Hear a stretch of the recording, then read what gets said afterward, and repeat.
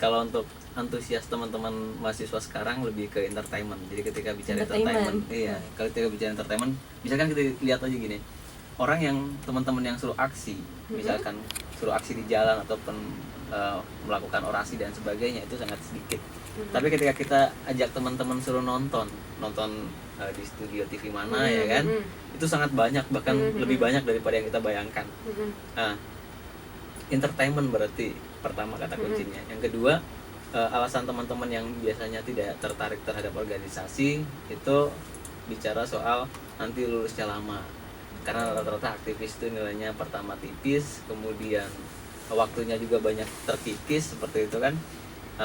Dari situ kita ngelihat berarti ada sesuatu yang harus kita bangun, ada sesuatu yang membuat mereka bagaimana tertarik terhadap organisasi. Salah satunya adalah kita pelajari mereka itu sukanya dengan apa, kenapa mereka biasanya kalau disuruh aksi mereka nggak mau, tapi kalau disuruh nonton talk show mereka mau. Berarti yang mereka pengen datengin adalah mereka pengen lihat orang-orang yang sering muncul di TV misalkan. Nah itu yang kita akan kita coba dengan melakukan kegiatan yang biasanya menghadirkan orang-orang yang sering muncul di TV. Kita udah beberapa tahun terakhir biasanya kita tetap kalau terakhir kegiatan akbar kita di Harlah itu biasanya memang kita datangkan tokoh negara. Kemarin Harlah ketiga kita datangkan Ketua DPR Pak Marzuki Ali, kemudian Pak Ruhut, kemudian waktu itu Wakapolri, waktu masih Pananan, kita datangkan mereka. Kalau kemarin kita datangkan dari kepolisian, langsung kita datangkan dari KPK juga, kita juga datangkan dari punya yang sering muncul di TV lah, yang sering muncul di TV itu kita biasanya panggil untuk menarik teman-teman itu. Dan itu rame ya yang datang ya biasanya kalau acara-acara. Iya rame, apalagi setiap kegiatan SIMAK itu pasti gratis. Kegiatan SIMAK selalu gratis. Dan ada makanannya juga nggak? Pasti ada. Oke. Pasti ada. Nah itu langsung yang kedua tadi, misalkan kita berbicara soal mahasiswa sekarang lebih melihat ketika kita berbicara aktivis itu pasti lulusnya terlambat gitu kan, ataupun nilainya sedikit tipis, kemudian jarang masuk ke kelas karena banyak kegiatan di luar.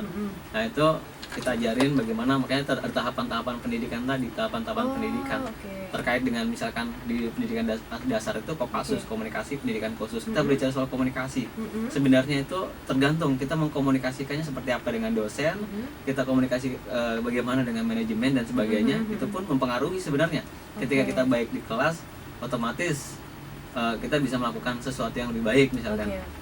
Langsung kita juga sebelum kita memberikan contoh, kita juga harus bisa menjadi contoh, karena banyak orang yang memberikan contoh tapi tidak bisa menjadi contoh, atau berbicara solusi. Banyak orang yang memberikan solusi tapi tidak bisa menjadi solusi atau bagian daripada solusi. Dan kita ingin jadi orang yang ketika kita memberikan solusi, ya kita harus bisa menjadi solusi itu sendiri. Nah itu yang kita contohkan, misalkan kita sendiri. Nah kalau saya kasih tahu bahwa teman-teman, kita bisa buktikan seaktif-aktif apapun kita di kegiatan, buktinya saya bisa lulus tepat waktu 3,5 tahun misalkan. Dan teman-teman junior saya pun seperti itu, saya ajarkannya seperti itu. Nah itu yang membuat yang lain melihat sisi lain daripada nilai akademis kita kan. Langsung berikutnya adalah terkait dengan tadi kegiatan-kegiatan kita bikin semenarik mungkin, yang tidak selalu membosankan, dan kita minimalisir rapat. Jangan sampai rapat kita hanya menentukan rapat kapan lagi gitu. Jadi rapat kita adalah rapat yang persiapkan untuk kegiatan-kegiatan berikutnya. Itu langsung kita coba juga aktif di kegiatan-kegiatan yang sifatnya membangun jaringan, seperti kita gabung dengan komunitas lain, ataupun yang salah satunya kita akan ikuti adalah dengan 1 tahun itu kita ngikutin 3 kali konferensi internasional. Itu yang membuat nilai lebih lah biar mereka juga untuk tertarik di organisasi. Nah selebihnya itu sebenarnya tergantung dari bagaimana kita mendidik tadi. Ketika kita bisa memberikan pendidikan yang baik, kemudian memberikan penjelasan yang mereka takutin itu tidak, kemudian kita bisa meyakinkan juga bahwa yang mereka takutin itu tidak bakal terjadi. Nah itu bisa, teman-teman pasti bakal tertarik untuk itu. Luar biasa, jadi diajarin memanage diri sendiri juga ya mahasiswanya. Kalau mau nanya nih sama Mbak Rizka, kan Mbak Rizka yang paling baru nih masuk ya. Mbak Rizka kenapa sih pengen masuk ke SIMAK, alasannya apa waktu itu? Ya, pertama sih melihat nama SIMAK, spesialisasi mahasiswa anti korupsi itu unik gitu, beda sama UKM lain gitu.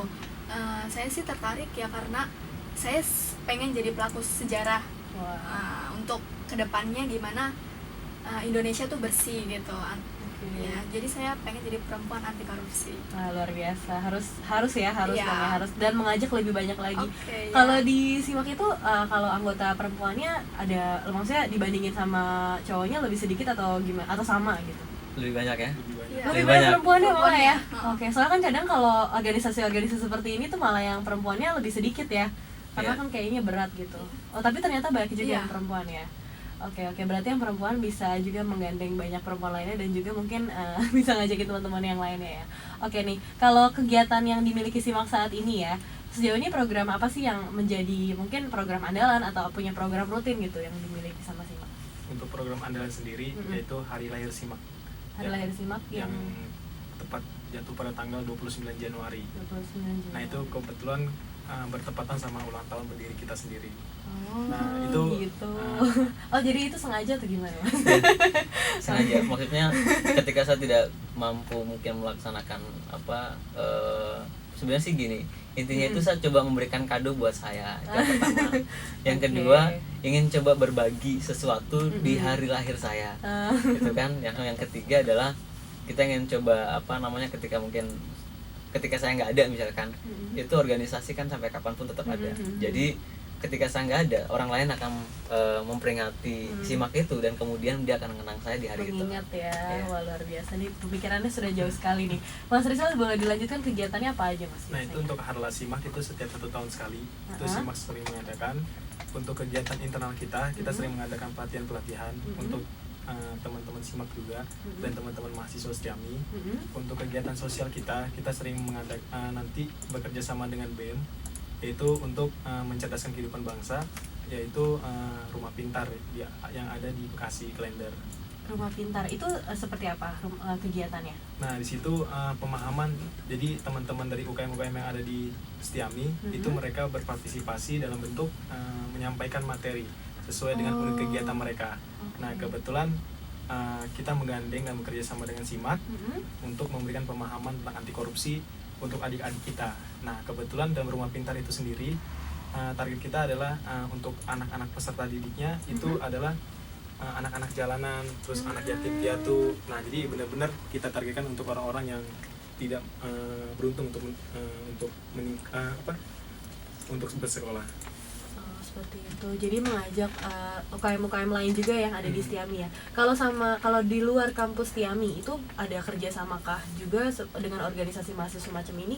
Nah, itu kemarin kebetulan Hari Anti Korupsi Internasional tanggal 9. Nah, itu kita kerjasama di tahun kemarin, di tahun saya itu kerjasama dengan ICW, TII, terus apa lagi?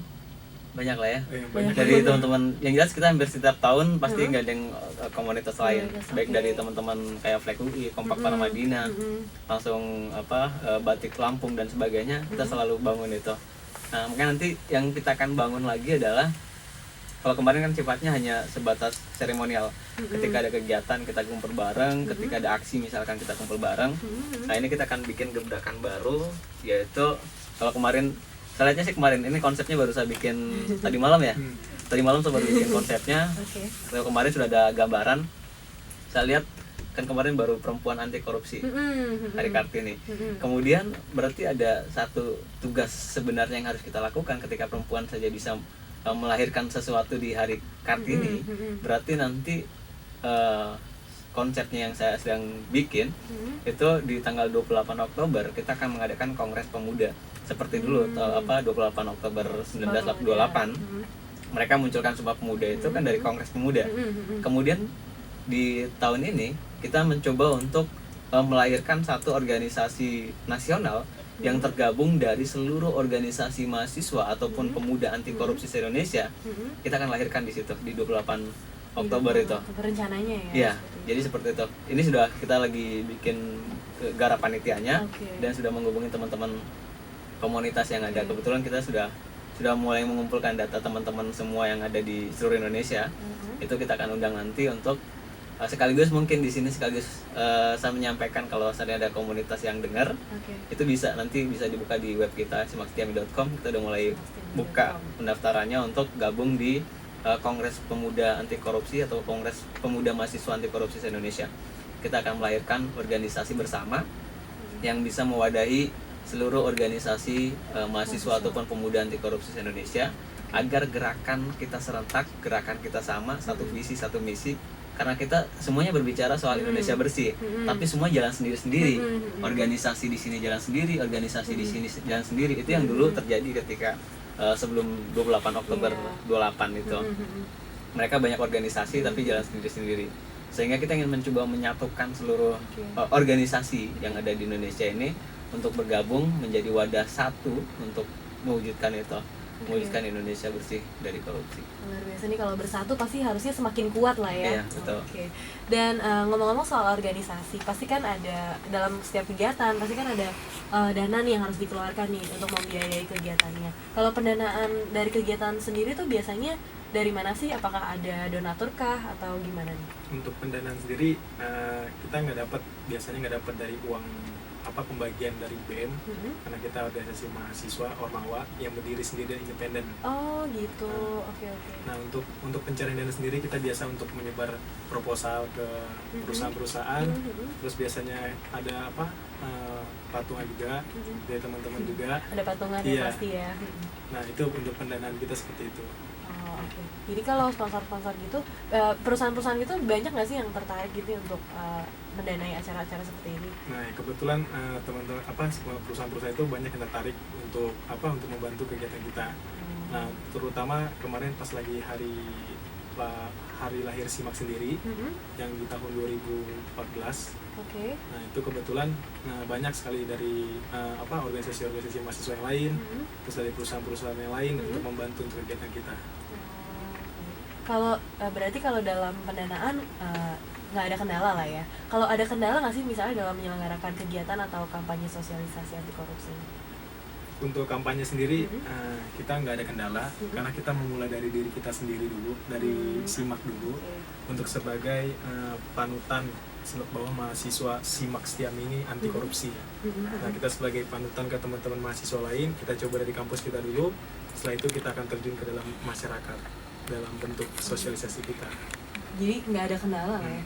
Kendala misalnya kayak mahasiswa kalau masuk organisasi ini berarti udah nggak ada yang males-malesan atau gimana gitu atau Nah, masih sebenarnya gini, aja? kalau kita diajarkannya gini,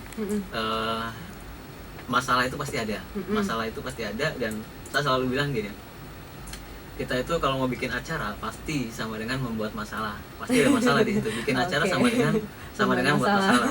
Jadi kalau tidak mau dapat masalah, gak usah bikin acara, nggak ada itu masalah, kita tidur di rumah. Tapi itu pun ketika kita tidur di rumah belum tentu nggak ada masalah, pasti ada masalah. Jadi lebih baik kita membuat sesuatu yang kemudian di situ ada dinamikanya, ada permasalahan yang harus kita selesaikan, dan ada pembelajaran.